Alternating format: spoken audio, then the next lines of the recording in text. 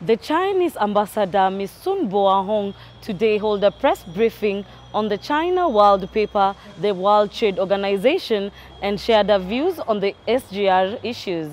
Listen in. China acceded to the WTO actually 17 years ago. Since then, China has been a strong advocate for the free trade. China has completely fulfilled its commitments to the WTO and centrally opened its market to the world and delivery mutually the benefit and the win-win outcomes on the wider scale.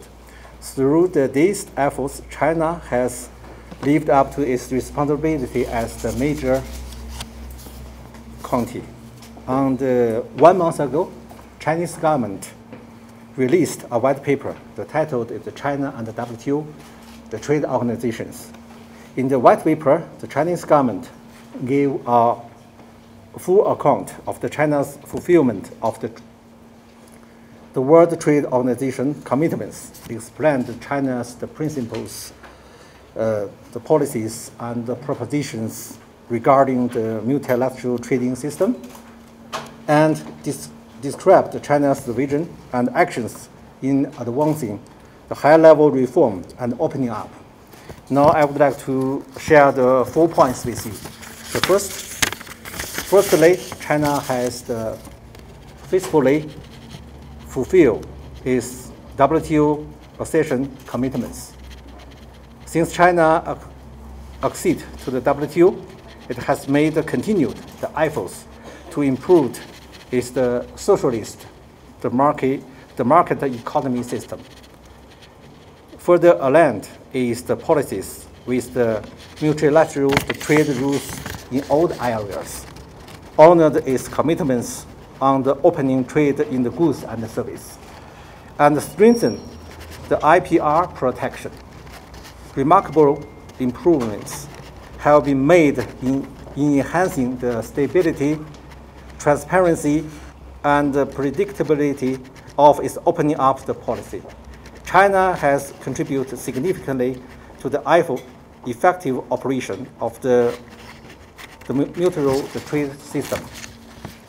Secondly, China firmly supports the multilateral trading system. And from this area, China has been facilitating the trade and investment, safeguarding the dispute settlement mechanism, and the protectionism, uphold the authority of the multilateral trading system, and made the constant efforts with the other members in supporting the WTO to play a greater role in economic globalization. Thirdly, China pursues a mutually benefit opening up strategy, uphold the WTO's principle of free trade, and has lived up its responsibility as the major country in the process of the opening up. From the WTO accession in 2001 to the Belt and Road Initiative in 2013, China has embraced the world with the open arms and made a significant contribution to promoting the international trade and increased the global well-being and become a key anchor and a driver for the world economy. Last but not least, fulfilling China's WTO commitments has never been the end point of our countries, the opening up. In the future, China will take the steps to promote the balanced developments of the trade, to facilitate the international trade, and to widen the market success for the foreign investment, to create a favorable and ordinary business environment.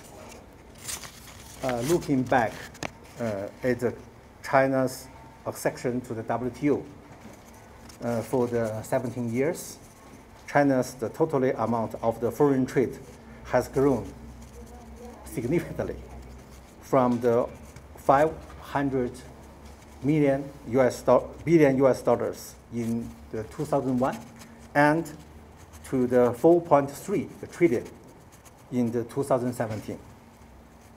The annual GDP, the growth rate remains at a very fast speed. With the growth, the race, the ranking the first among all the economic powers. Since the 2002, China's contribution to the global economic growth has approached the 30% on average. The Chinese economy has become a major engine for the global economic recovery of the growth. Looking ahead, no matter how the unilateralism and protectionism make waves, China commits itself to opening up the wider and the deeper to promote the common development across the world, providing the other countries with the more opportunities to share the benefit of the China's development. We are willing to work hand in hand with its trading partners to make economic globalization more open, inclusive, and balanced. Okay, this is about the brief of the China and the WTO white paper. The second part, I would like to share some opinions about the U.S. and the China trade conflict. And recently, you know, I think all the world media concerned about the first economic unity and the second, the world economic unity have carried out. Somebody say it's the trade war. Actually, this trade war influenced not only these two countries, but also the world economy, the process. Up to now, we have no result, but China actually have not refused any negotiate with the trade partners to resolve, these disputes.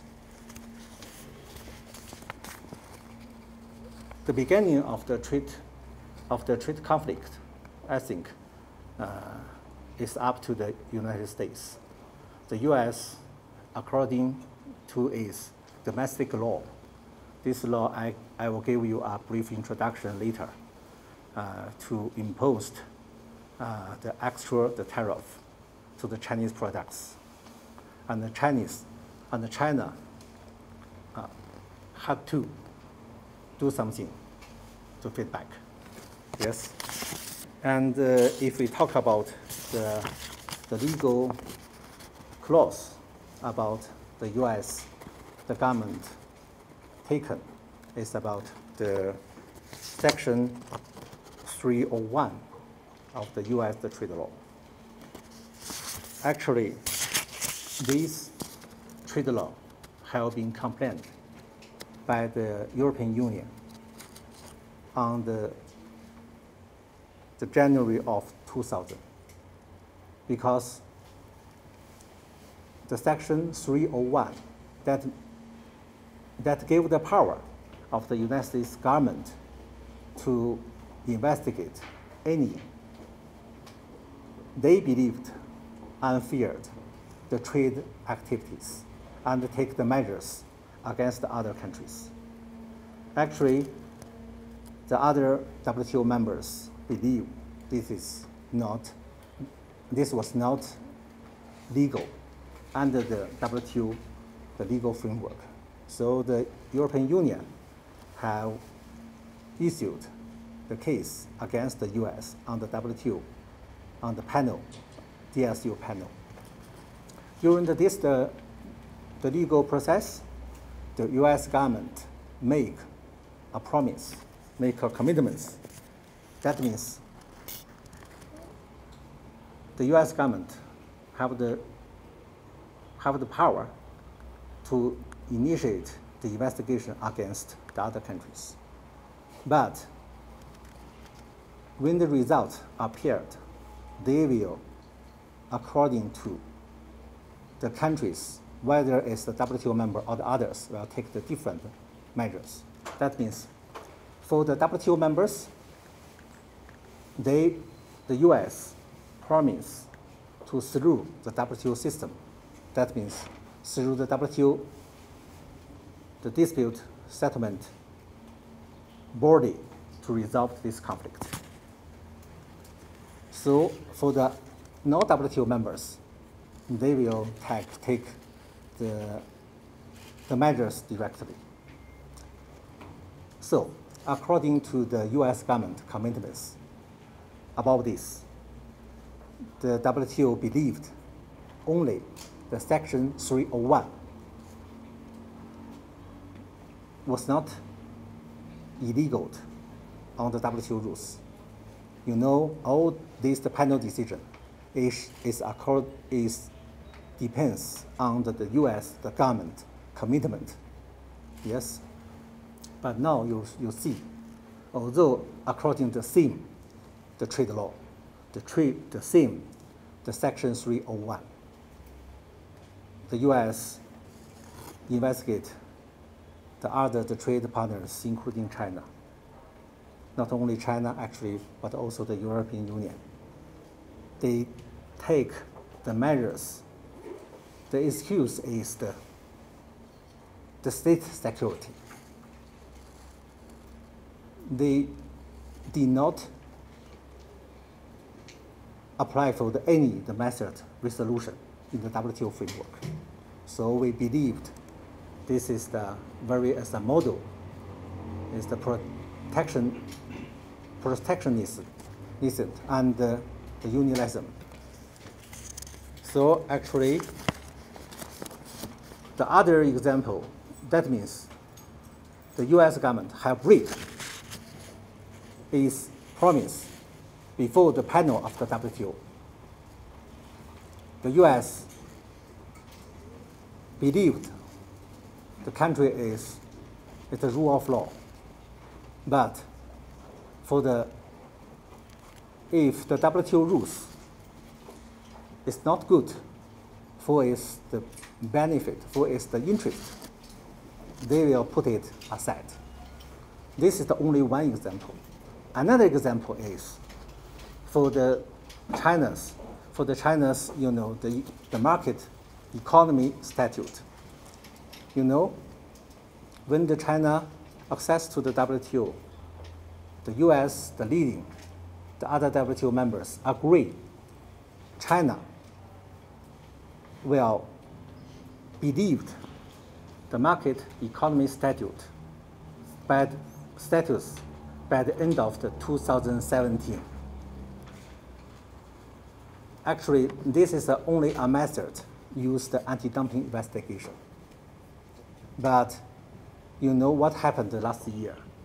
They also break their promise.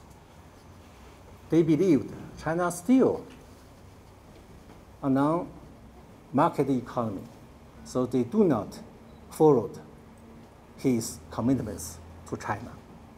Yes, in the British law, we have a very special. The word is about estoppel. Estoppel means you must follow your promise. But the US, on the international area, break their promise several times. So I think this is the beginning. This is the beginning of the trade conflict. I think the US and China is although it's a big economic unity, there must be the problem, the question to resolve between us.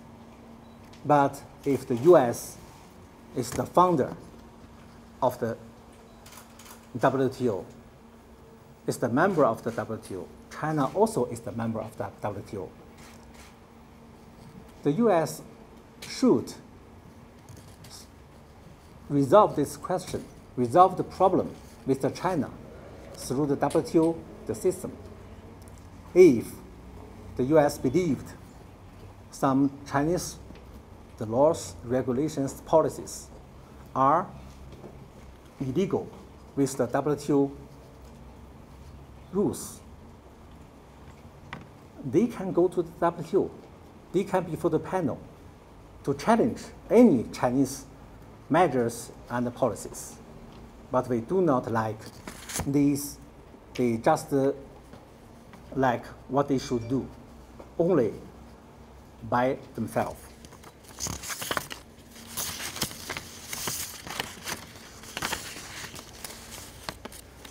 Under the current situation of the anti-globalization and the trade protectionism, China calls on all the parties to jointly oppose the backward, obsolete, and inefficient the protectionism and unilateralism, regardless of the challenges in the external environment. China will continue to promote the opening up, create a more attractive investment environment. China is willing to work with all the parties to firmly support economic globalization and safeguard the international trade system. I have told myself I'm new here and I need to make friends with the friends of the media, right? These are the people in the press. They are journalists, they are reporters, they are editors, they are opinion leaders, they are crownless kings. And actually our image and actually what we speak will be determined by you, by your pen, right? So it's very important that we communicate with each other and promote better understanding between each other. And today I want to brief you a bit on the latest development of relations between our two countries, our cooperation in all fronts, and our future plans for the development of this country. And of course, I know you have some your interested topics. I will also cover them. Kenya is not a strange country to me. The last time I was in Nairobi, before my current post, was in December 2013. And at that time, I was the Deputy Director General of the African Departments in the Ministry of Foreign Affairs. And when I came to Nairobi in December 2013, I accompanied my Chinese leader to participate in the 50th anniversary of Kenya's independence.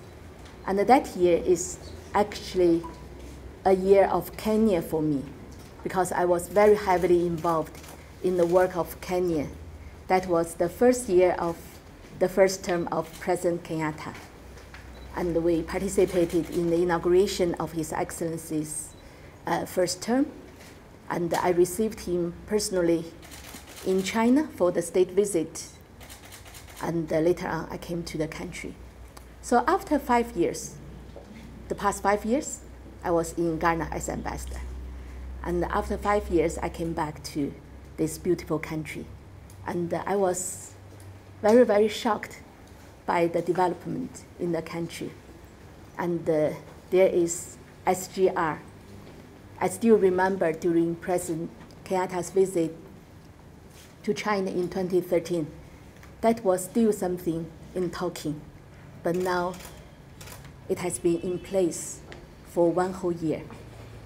And I saw better improvement in infrastructure, road transmission lines, water supply projects, more hospitals, more schools.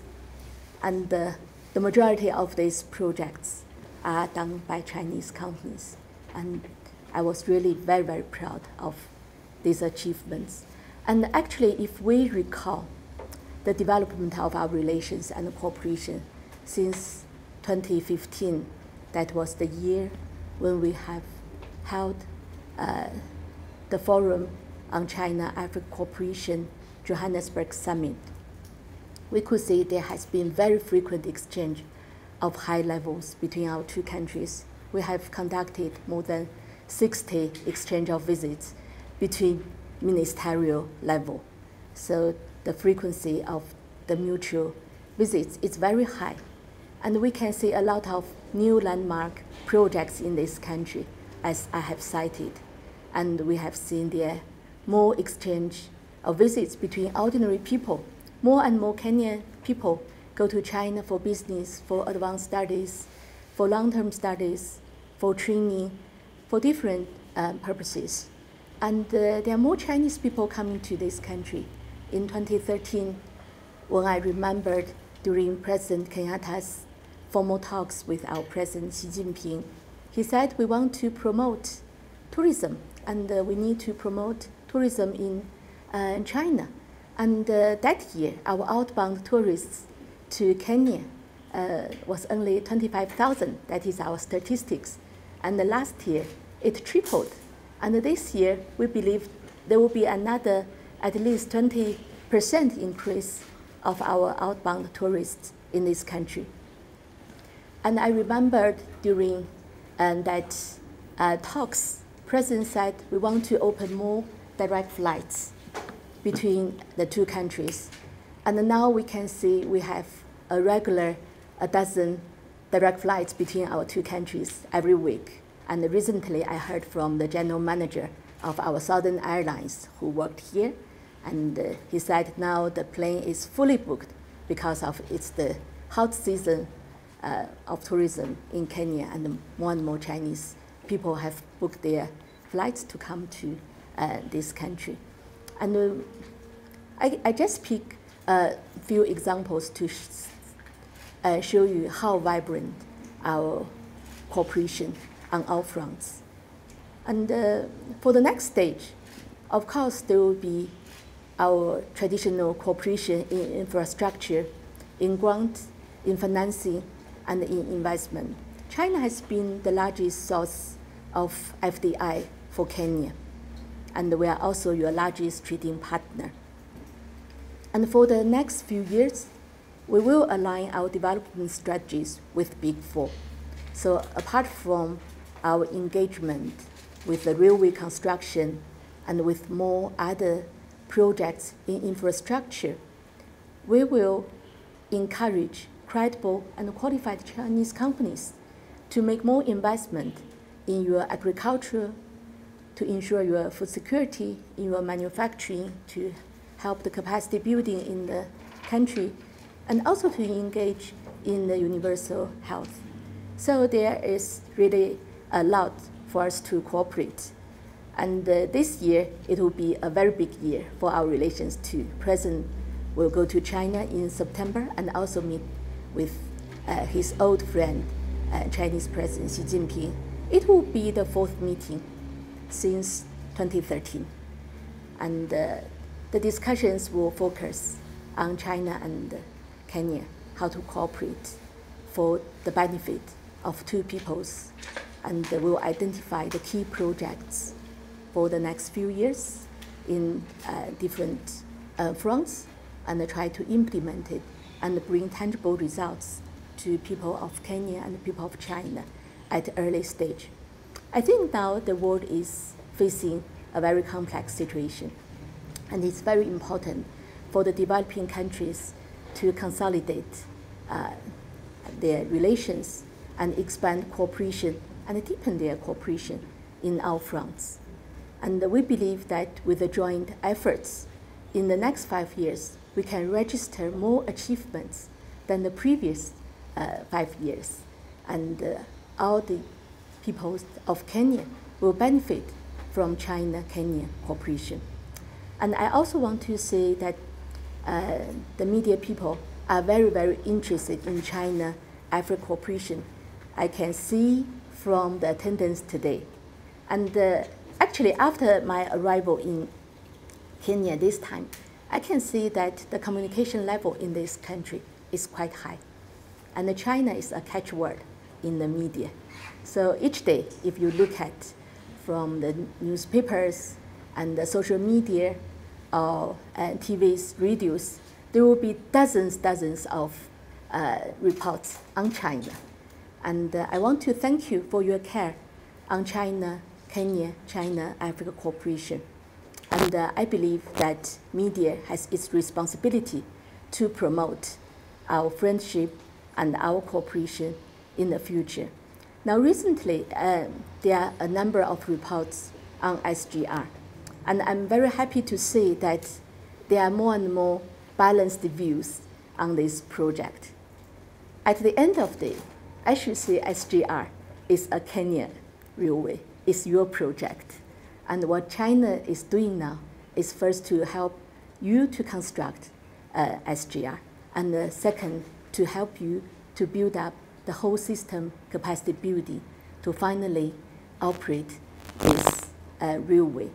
And it might be not only one stretch of railway, but a network, not only in your country, but in the whole region.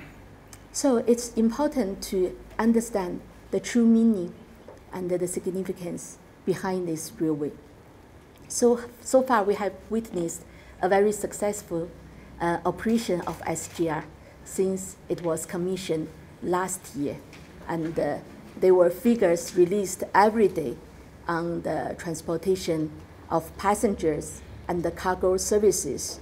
And it's not easy to operate SGR very successfully in safety. I understand it's actually for the Chinese company who runs this railway at now, they face great challenges in safety. You need to ensure the safety, and there are many vandalizing things happening on the rail. So apart from the operation, we send a lot of railway police to China for training. And also we send the drivers, the engineers to China for training. We need to build up this capacity. And the Chinese company who runs the railway also, out of their own pockets, out of their own profits, they send the young students of this country to go to China to learn the railway management. And it's not the short-term training, but it's the undergraduate and graduate studies. So in the future, you will truly have your professional people to build, to operate your own railway. And this is actually the significance of this railway that has already shown the signs of improving the logistics and providing a lot of conveniences for your passengers when they go out of their door. And I have already traveled on this rail. And I could see all the passengers, the smiles on their passengers, and it was amazing. And actually, as the Chinese ambassador, I was very, very proud of it, because I used to participate in the work of SGR, and now I saw the achievements, and I really feel I'm part of this SGR, and I really wish its success in the future. There are reports concerned about some management issues in the SGR, and I want to say that mainly those issues come out of the language barrier, the conflicts of culture, and it takes time for people to intermingle and promote better understanding. And I remember there are two small incidents mentioned by certain reports about Chinese people do not want to have more communication with Kenyan people. They do not want to eat at the same table, but it happened very, very individually just in one station. And I can say that it will be difficult if people do not communicate with the same language and you just let them sit together. This will be some problem. And there are other issues for some punishment. Actually, that is the teamwork. We always do that in our own system. And so there will be many issues of communication and understanding. We think that when press shows their care to our cooperation, what we want is an objective angle of reporting the stories so that the true information will be delivered to the general public. I think this is also the responsibility of the press. The press, of course, has the responsibility of holding the social justice, but the press has also your code of conduct in giving the truth to the general public, not advocate hatred, not to advocate confrontation. And also, you have the responsibility to spread the social positive energy. And if you look at internationally, many leaders of African countries, many scholars of your country and other African countries, they want a very, very unbiased image of Africa. And that is what China asks for, a very unbiased, not prejudiced image of China. We do not want you to say everything good of China. We do not say that we are not open to constructive criticisms. If you look at the development process of Africa for the past 40 years, we have run into many, many such kind of situations. But China has always accepted the very positive and constructive criticism and reform our own institutions and make our efforts to develop ourselves. So I wish that in the future, the Chinese embassy, our enterprises, and our people in Kenya will work together to create favorable conditions for our win-win cooperation. What is your comment on the fact that some people see China as engaging African economies in debt? These African economies seriously need the kind of investment that China brings along in order to... I think that is a very good issue. Because recently, when I followed the reports of press in this country, I found the word of debt trap. And actually, debt trap is not the invention or thinking of our African friends. It comes from the West. And I want to say that there is no debt trap on our relations with Africa, and or in the bigger picture on our Belt and Road Initiative. Africa wants to develop. And if you look at the grand plans made by EU in infrastructure, it shows that Africa is in need of at least 900 billion US dollars in building infrastructure. So that is the minimum requirement of Africa. Africa has bottlenecks in capital, and as well as bottleneck in technology and the professional people. So in certain period of time, they really need to engage with other countries in financing the projects. So that is very objective presence of this financing cooperation. Africa has the historical issue of debt. It's not just came out because of China's involvement. In 2006, quite long before China engaged with Africa in financing cooperation, Africa's debt, the public debt, reached among more than 300 billion US dollars. At that time, China was not, the main creditor of Africa's debt. So it means that Africa has borrowed heavily, but for what? You did not see that 300 billion US dollars debt manifested in any actual infrastructure projects on this continent. But the African people need to pay the bill of those debts. China engaged with Africa from a very, very different perspective. Of course, we engage in financing cooperation with African countries, but for the purpose of development, for the purpose of building infrastructure. And whenever the financing cooperation is concluded, you see something tangible from hospital, from school, from transmission line, from SGR, from road. And Africa is still in great demand of funding. But I also understand that no country can develop itself just by borrowing. So the important issue that face our cooperation between China and Africa and also between China and Kenya is that we need to make very optimized use of the fund. And first, we will continue some of our traditional cooperation in financing area. But the most important is to leverage the foreign direct investment. That requires actually the improvement of business environment in the country. And if you improve the business environment, then there will be more and more foreign direct investment in the country. And actually that will not increase the burden of the central finance. And now, as I have said, we are going to align our development strategies with Big Four.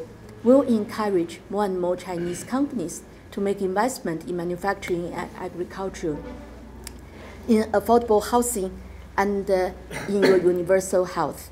And I believe your government is also thinking of the new strategies of attracting investment. That is also the experience China has drawn from our cooperation and from our reform to the opening up in the world. You know, for China, for the past 40 years of reform and opening up, when we develop ourselves from a LDC to the world's second largest country, each year we will draw in at least 80 billion US dollars foreign investment. Even now, as China as one of the major outbound investment country in the world, we still draw about 100 billion US dollars foreign investment to China each year. So that means Chinese government needs to make very continued efforts to improve its business environment, to draw in the foreign capital. So we'll continue to work with Kenyan government. And I want to say we need to take a very sensible attitude toward this debt trap issue and see why it is put forward. Do some people really care about the debt, or do some people care about the approach of Chinese government when they deal with African partners? Thank you. Give us a brief overview of the trade balance between China and the companies to operate business within the legal system. And if you find the wrongdoings with Chinese individuals and companies, then you know we do not intervene in your judicial approach in bringing justice to them. But what I want to emphasize is that we do not see there is any racism or new colonialism or apartheid, you know, those sensational words used in the Chinese companies' management. What we see is that many things come out because of the language barrier and the lack of communication. You know, they are one company, and it's part of the, the company culture. If later on they think that it's not to the African people's favor, then they cannot do it. There are many other ways. You know, recently they go climb the mountain and they do other things in building up the team. Actually, I would like to clarify. China, recent 3 years, never initiate any suggestion for sign FTA with Kenya. And actually, between the trade unbalanced, my opinion is that China is the market economy country. Kenya also the market economy country. The trade situation, it depends on the industry situation, the product situation, and all these made by the market, So this is, we should to take this objectively opinion. But actually, as the economic commercial counselor, my duty is promote the trade between Kenya and China, especially for Kenya side. Yes, actually about this, the trade unbalanced.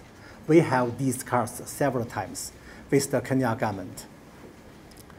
We believed if Kenya government believed any, the technical, the barrier, that means the TBT, any the SPS, all these, the measures China have taken, a barrier to the Kenya, please tell me. I would like to transfer this information to the capital. And we also would like to initiate negotiation with the Kenya side, if there are any. And we confirmed we will give you a positive response to this issue. And this is the first opinion. The second is just Madam Ambassador Sun Baohong have mentioned. We hope the Kenya government will take the measures to promote the investment environment. So many Chinese companies would like to invest in Kenya. And Chinese, the manufacturing industry is the advanced level in the world. So I think all these will help the Kenya to realize the Big Four agenda, because His Excellency, the President Uhuru, focus on the infrastructures. Infrastructures must to build step by step. So the first step, maybe you change, the investment environment to absolute, the FDI in Kenya. And this is the second. The three is, thirdly, China will host the first, the international, the import expo in Shanghai this November of this year. This is a very opportunity for Kenya companies to make a showcase to China. Actually, Kenya have very, the famous, for example, the tea and the coffee and the coffee. But tea is a different style from the Chinese traditional tea. But I think this is a very, it's a need, a process to make the Chinese people know the Kenya product. So normally, totally, there are 9 Kenya companies have decided to join this expo. And in the future, we will make our efforts to promote the Kenya the goods to China, and also make Kenya more and more the Chinese people visit Kenya. That means although we have an unbalanced, maybe it's the China will make a big the data on the product, the trade, the goods trade, but for the service trade, the Kenya make a good the data, because more and more Chinese people will visit Kenya to see the animals, to see the great immigration. Actually, the number of the Chinese citizens in the country, you can inquire your Bureau of Immigration. They have the all the application forms of entry into this country, and then you have the accurate number. What I can provide to you is that last year we have over 70,000 Chinese citizens coming as tourists, and we also have a number of Chinese management for different infrastructure projects here. And second, I know there is the issue of the labor, because Kenya is passionate to have your capacity building in place and to run your projects. And I can tell you, in the process of the development of China-Africa relations, that issue has been gradually resolved to a significant degree. I remember when I joined the African work, I should say African work, in early 1990s, and also in early this new century. If you look at a project, the number of Chinese laborers and the local laborers, the ratio might be 1 to 3 or 1 to 4. So at that time, it means that Chinese laborers were heavily used in the projects. But now if you go to the project, not only on SGR, but on other construction projects, not only in Kenya, but across the continent, you can see it's almost to 1 to 10 or even more than that. So it means that as the situation evolves both in China and Africa, and African laborers become more competitive in their capacity, the Chinese companies are tending to be transnational companies, and mainly the people will be at the management level. And I always alert the Chinese companies, because we have the same story in China. When foreign companies came to make investment in China, and after 40 years, you can see all are Chinese companies. All those transnational companies are Chinese companies. They borrow the concepts, they set up the institutions, but the people work in the certain projects or in the companies, they are local people. That is the situation in China after years of development. So I believe it's the same situation with Kenya in the future. And the main issue is we wish that Kenyan people will strive for excellence, will strive for capacity building, and they can build up themselves and they can meet the demand of the work, so that in the future, that is really the modern, the true transnational company operating not only in this country but across the continent and across the world.